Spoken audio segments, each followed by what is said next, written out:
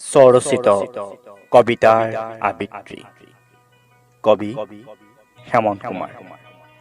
কবিতাৰ শিৰোনাম মানুহ মানুহৰ বাবে। মানুহ মানুহৰ বাবে। কোনে কয় মানুহ মানুহৰ বাবে?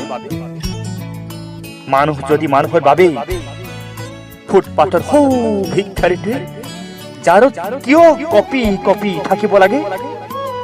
কিয় পগলাটোৱে ডাষ্টবিনৰ উচ্চ স্তৰৰ মাজত খাদ্য বিচাৰিব লাগে? কিয় অনাথবোৰে অনিশ্চয়তাৰ ভৱিষ্যত লৈ ফুটপাথৰ বাসিন্দা হ'ব লাগে? মানুহ মানুহৰ বাবে। জীৱ শ্ৰেষ্ঠ খ্যাত এই মানুহবোৰ ৰঙীন বস্ত্ৰ পৰিশীলিত সুদক্ষ অভিনেতা, যি প্ৰতিপত্তিৰ তাগিদাৰ, অবালক নিৰ্বলী, গৰীব বৃদ্ধ, আত্মকাৰী বিমুখ, আনকি জন্মদাত্ৰীকো থব পাৰে বৃদ্ধাশ্ৰমত। সিহঁতৰ কাৰণে অখাদ্য কি? মানুহ ধমান্ধতাৰে টণ্ডালুৰ পুতলা তহঁত। কিহৰ স্বাৰ্থত ভাগ বটলি মই হিন্দু, তই মুছলমান, বৌদ্ধ, জৈন, খ্ৰীষ্টান। তহঁতে বেবেৰি বাং কৰিছ সৃষ্টিকৰ্তাৰ এই নিৰ্বাক পৃথিৱীখন। এবাৰ ভাবি চাইছোনে কোন মানুহ কাৰ বাবে?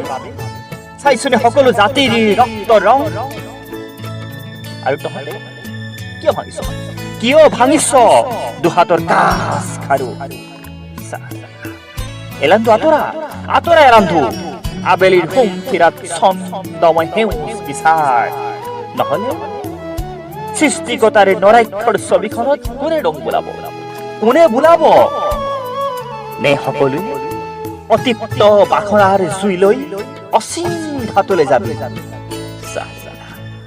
তেজৰ ফাকু খেলা ভস্তাশ্ৰীৰ দপদপৰি বাঢ়িয়ে থাকিব দিবি? আৰে মানুহ, তহঁতেই মানুহ।